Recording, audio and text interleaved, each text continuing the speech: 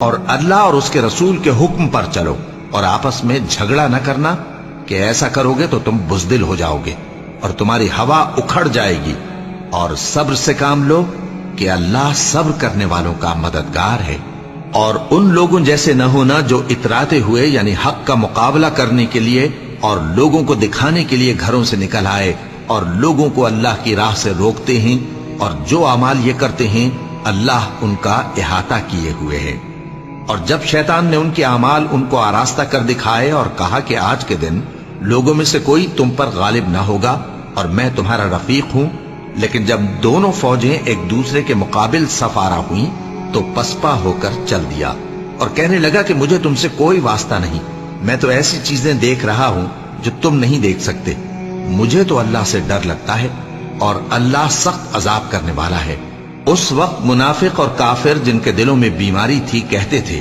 کہ ان لوگوں کو ان کے دین نے مغرور کر رکھا ہے، اور جو شخص اللہ پر بھروسہ رکھتا ہے تو اللہ غالب ہے، حکمت والا ہے۔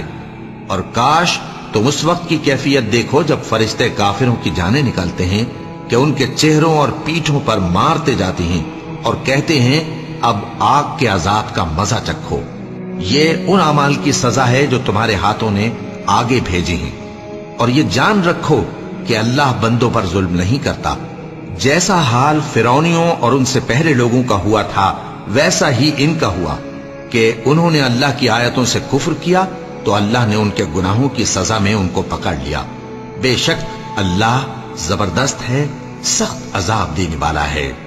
یہ اس لیے کہ جو نعمت اللہ کسی قوم کو دیا کرتا ہے جب تک وہ خود اپنے دلوں کی حالت نہ بدل ڈالیں اللہ اسے نہیں بدلا کرتا، اور اس لیے کہ اللہ سنتا جانتا ہے۔ جیسا حال فرعونیوں اور ان سے پہلے لوگوں کا ہوا تھا ویسا ہی ان کا ہوا۔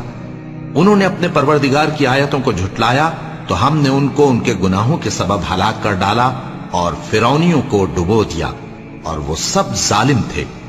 جانداروں میں سب سے بدتر اللہ کے نزدیک وہ لوگ ہیں جو کافر ہیں، سو وہ ایمان نہیں لاتے۔ جن لوگوں سے تم نے صلح کا عہد کیا ہے پھر وہ ہر بار اپنے عہد کو توڑ ڈالتے ہیں اور اللہ سے نہیں ڈرتے، اگر تم ان کو لڑائی میں پاؤ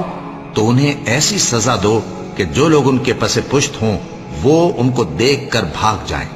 عجب نہیں کہ ان کو اس سے عبرت ہو۔ اور اگر تم کو کسی قوم سے دغابازی کا خوف ہو تو ان کا عہد انہی کی طرف پھینک دو کہ اس طرح تم سب برابر ہو جاؤ۔ کچھ شک نہیں کہ اللہ دغابازوں کو دوست نہیں رکھتا، اور کافر یہ خیال ہرگز نہ کریں کہ وہ آگے نکل گئے ہیں،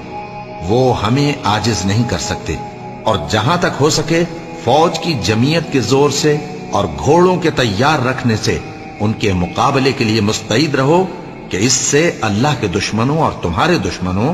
اور ان کے سوا اور لوگوں پر جن کو تم نہیں جانتے اور اللہ جانتا ہے ہیبت بیٹھی رہے گی، اور تم جو کچھ اللہ کی راہ میں خرچ کرو گے اس کا ثواب تم کو پورا پورا دیا جائے گا اور تمہارا ذرا نقصان نہ کیا جائے گا۔